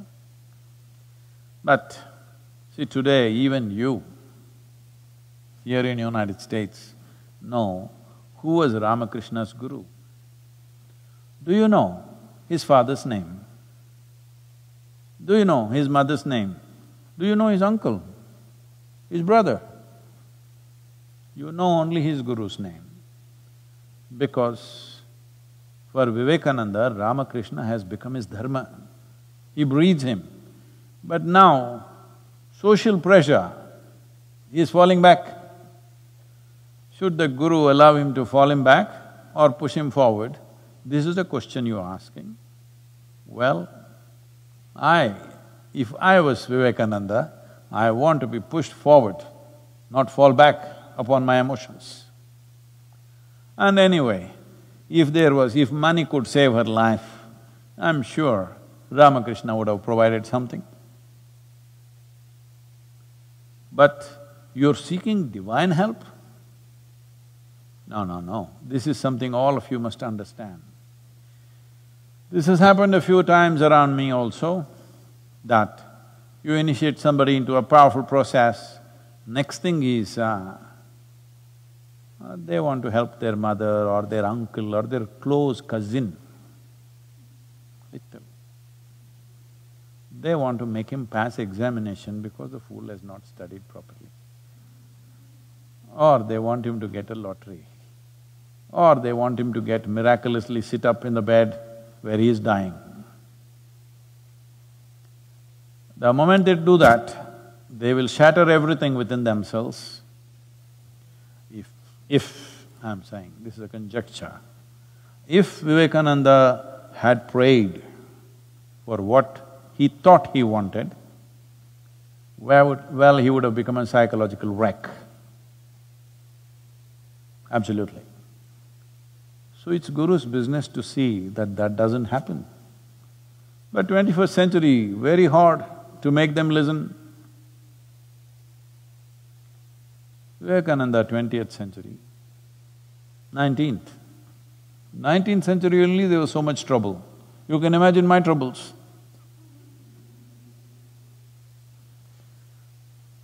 People will go, sit in front of Devi and ask all kinds of things. Because they were doing it with Dhyanalinga, I put her up and say, okay, you have another counter to ask all these things. Because wherever there is a phenomenal sense of energy which is propelling you forward at a certain pace, then when you're moving at that speed, because you're concerned about the tree, you held the tree, your arm will go. You will lose something, it will shatter you, it will break you. So Ramakrishna is wanting him to be a rocket, and the rocket wants to do this. No, rocket trajectory is already set. You don't try to do this and that. That will be a disastrous rocket. So in that context, he is saying that if you had done this, it was finished between you and me because you were anyway a broken failure rocket, a failed rocket. Does anybody go and pick it up?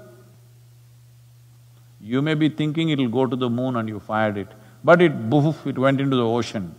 Does anybody go looking for it? No, it's finished, it's over, it's burnt up. So, in that context, Ramakrishna is saying, today, if you had done that, it was over because it would be not worth seeing you because you would be broken and you're gone. What do I do with a broken instrument? Today you have heard of Ramakrishna Paramahamsa because of Vivekananda. If that instrument was broken on that day, well, Ramakrishna's offering to the world would have gone completely waste. Well, I'm glad you didn't pick up Krishna, because Krishna said, when Arjuna said, I don't want to kill all these people, 100,000 men they're talking about. Krishna said, you must kill them, then you will realize. That is even a worse example, but that's the way it is. Because when you seek ultimate nature, when you seek the source of your existence, small things, arrangements in your existence doesn't mean anything. If it means something, you do something to somebody, not because it means something to me. Let me tell you this, today is Guru Pournima, I'll tell you, don't tell anybody, okay? Whatever I am doing, serving food to people who are starving, free education that's going on to thousands of children, so health support, the health initiatives that are going on for people who are deprived of that, and planting trees, Kaveri, all this I'm doing because it means a lot to them, not because it means anything to me.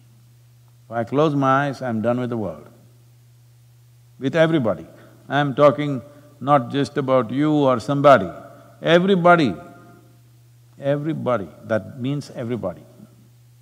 If I close my eyes, they're all gone, they're dead. But I do these things because it means so much to them.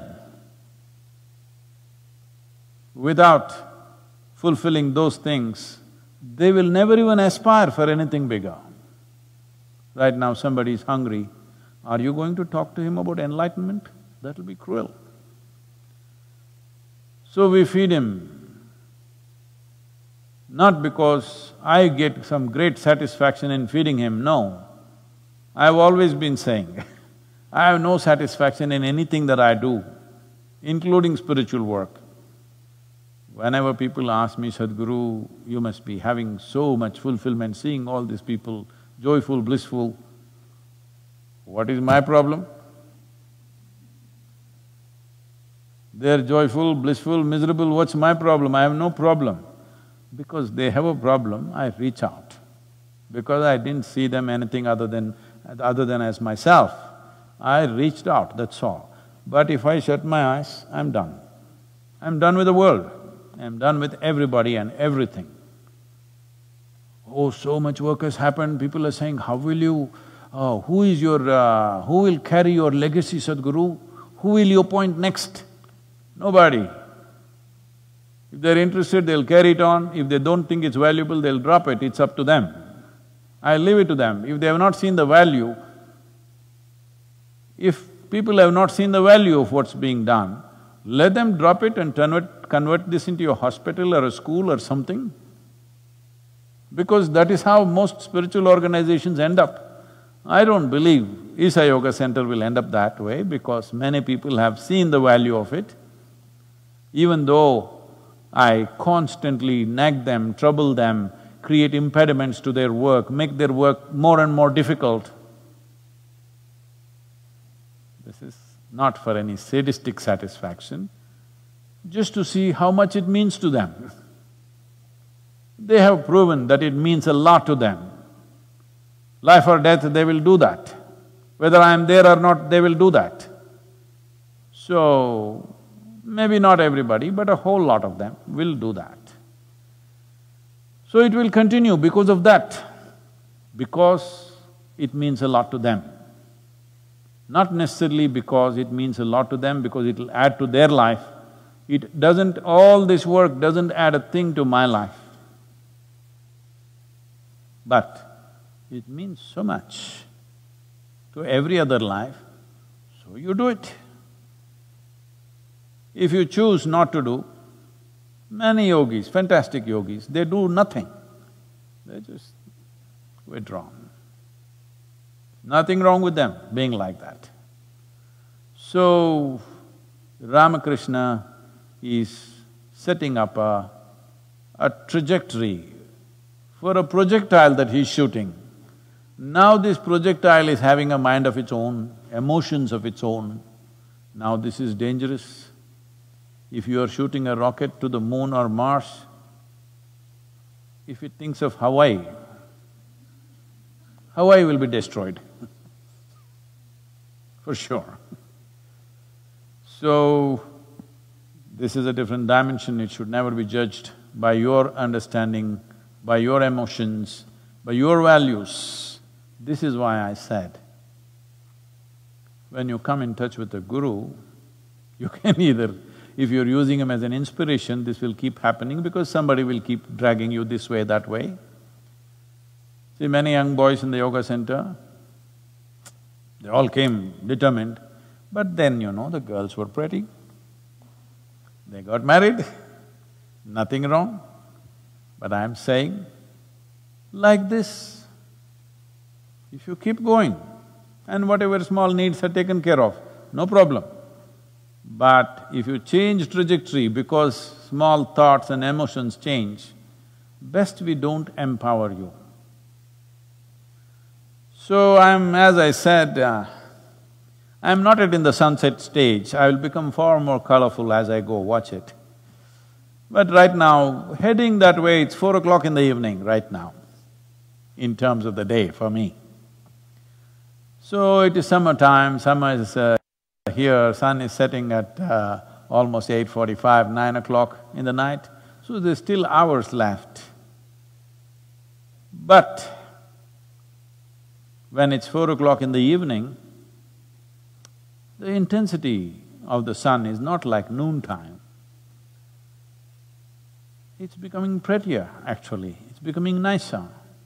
But at the same time, it becomes selective. See, when the sun is up at 12 o'clock, it shines on everybody, because it's up there. 4 o'clock, unless you stick your neck out, it won't shine on you. That's where it's going right now. So, you must decide whether I am an inspiration for you or I am a… what? Friend, philosopher, guide for you or I am a doorway for you that you got stuck in, or I am a destination for you, or I have become your dharma. Time to decide, because this is not noon time where sun shines on everybody. You need to stick out for it to shine on you.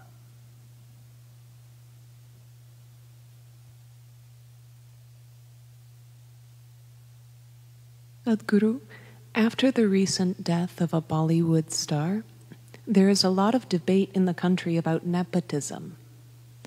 After the recent death of a Bollywood star, there is a lot of debate in the country about nepotism. Some people believe it is their karma that they are born into a certain privilege. Is this true? I know Hollywood is a place. I refuse to use the other word because I think it's kind of ridiculous to use that word, but everybody has started using that word anyway. The Mumbai cinema scene lost a upcoming star. Well, you can always… and he committed suicide, must be just over 30 years of age, I think, I'm not sure, I've only seen him now after his death, otherwise I had not heard or seen of him because I know very little about Indian cinema, I should say.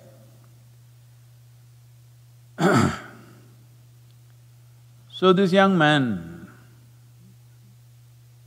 who had a one, I think, very successful movie, who is an upcoming star, people were looking at him as a promising talent. Suddenly, one morning he commits suicide, hangs himself. So kind of people are shocked. While you're particularly aiming at nepotism, well, that could also have added to things. But you must understand, every year, 800,000 people take their own life. Between 15 to 29 years of age, suicide is one of the biggest causes of death in the world. 800,000 people per year means every 40 seconds somebody is taking their own life.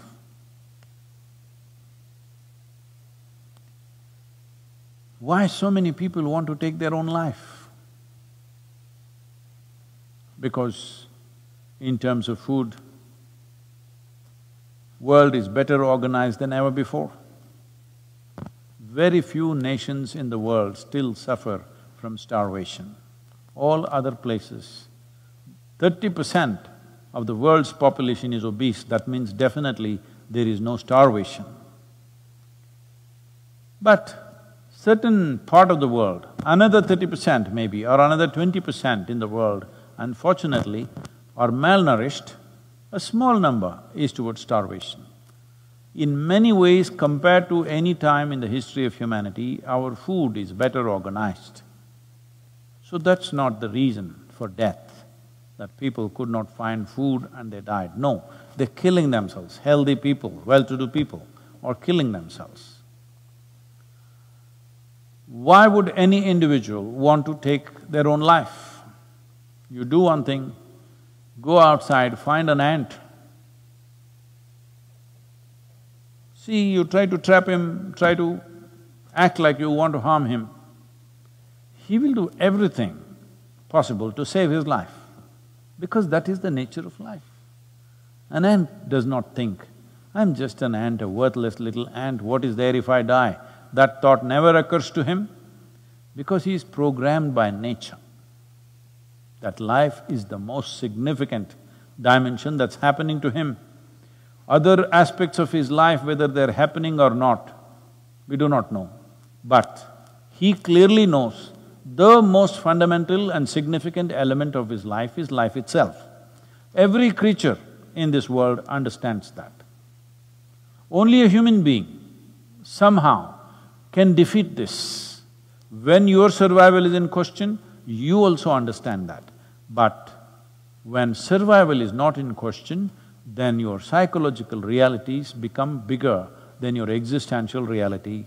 Because of this, if it's wrong kind of thought process and emotions start happening, you will start moving in this direction. Well, there's a whole lot of people who constantly hitting me because I said, whether you are well or ill, physically and mentally, is your choice. Well, sometimes you may get infected with something, infections and things that come from outside are different. But things that you generate from within is entirely your choice. You may not know how you're making the wrong choices, but knowingly or unknowingly you're making the wrong choices, because all chronic sufferings that you have, physical or mental, is generated from within. Maybe it is so strongly generated, sometimes you feel helpless about it. True, I agree with that. But At the same time, how much intensity of problem do you suffer and how you suffer is definitely controllable from within. A whole lot of people go into depressed modes at various times in their lives when things don't happen the way they think it should happen. If two things today do not happen the way you want them to happen, by today evening you may be somewhat depressed. In the evening, you may sit there and talk yourself out of it, or maybe you sit with your friend and they talk you out of it, sit with a loved one and they talked you out of it, or you slept over it and tomorrow morning you are out of it. This is happening to a whole lot of people. But some people go into that and they are not able to come out. The slope was too steep, they could not climb up that evening or next day, they lasted for 3 days or 5 days and then they sought professional help. If you seek professional help also, in the initial stages, they are only trying to talk you out of it. You can call it a therapy, you can call it whatever. Essentially, they are trying to talk you out of it. Maybe they're professionally trained to do that, but your loved one or your friend may do it in their own way, or you might do it in your own way. So I'm saying, if you have slid into a depressed state, you can be talked out of it. If somebody can talk you out of it, you can also talk yourself out of it. You must understand, staying sane is hard work. Because going crazy is so easy. Staying sane in every kind of situation that you face is lots of work. Somebody was asking me this question about peace. Peace is not a flower that blossoms within you. You have to enforce it. You have to enforce it, you have to make sure that you're peaceful. Otherwise, when things that you don't like happen around you, if you are exposed to the world as I'm exposed, 90% of the time, things that you don't like are happening all over the damn place. So to lose your peace is very, very easy unless you learn how to enforce it. That means you've taken the faculties that you have into your hands. If your faculties of thought and emotion was in your hands, you would not go into depression. Well, why you went to depression, in what different ways circumstances pushed you into that is a questionable thing.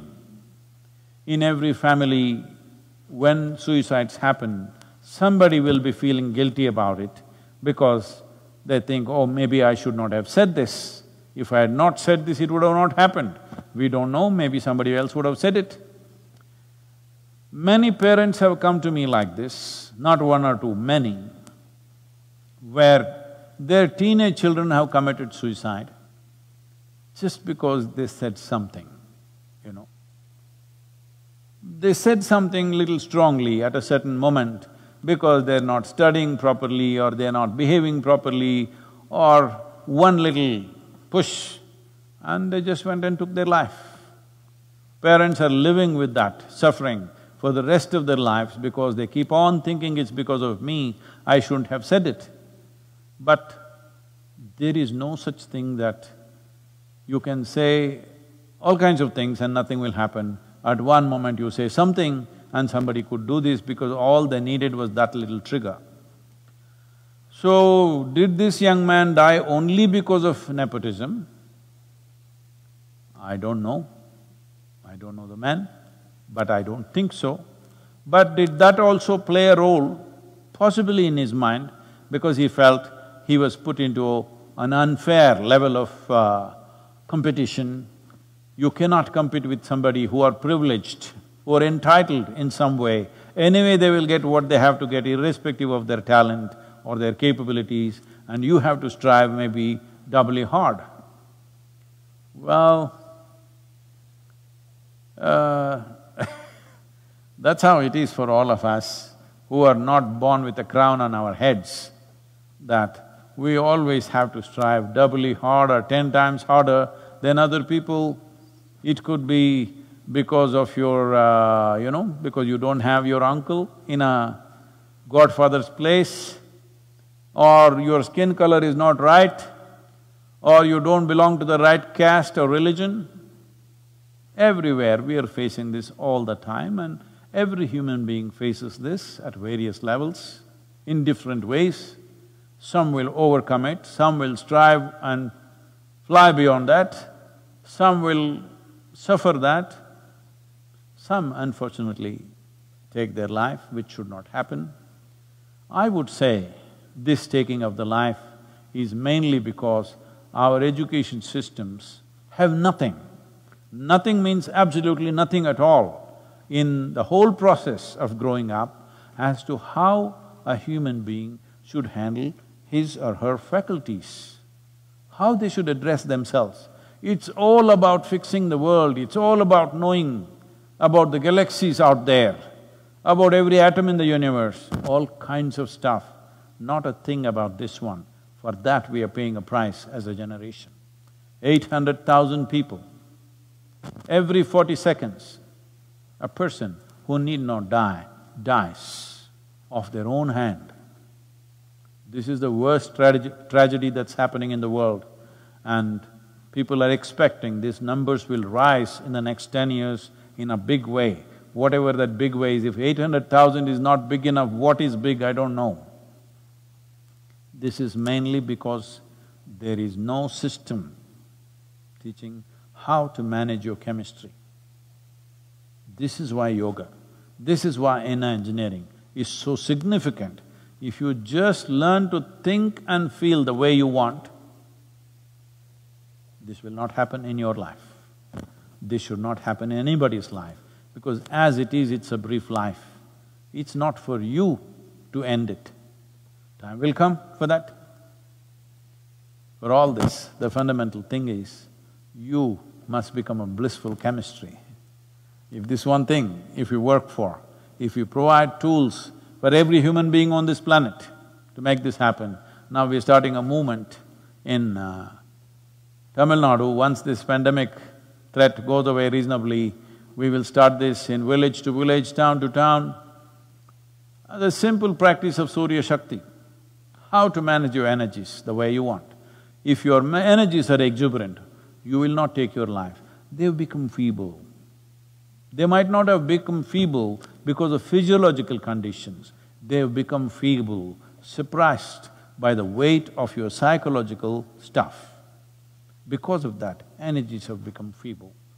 If you had just learnt how to think and feel the way you want, this would never occur to you in your life.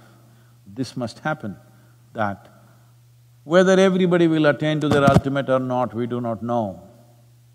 We will strive, but everybody, this much must happen, that their experience of life in whatever little things that they're doing in their life must be pleasant.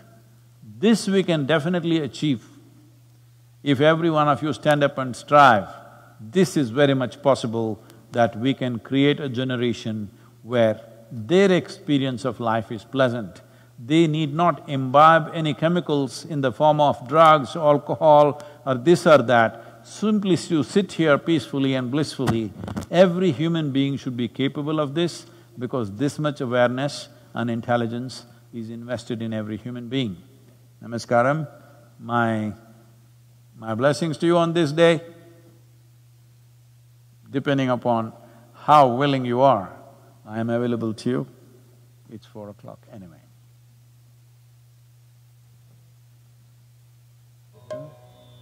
Is there sound sufficient?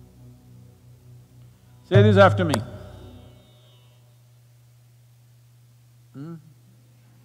Okay, please.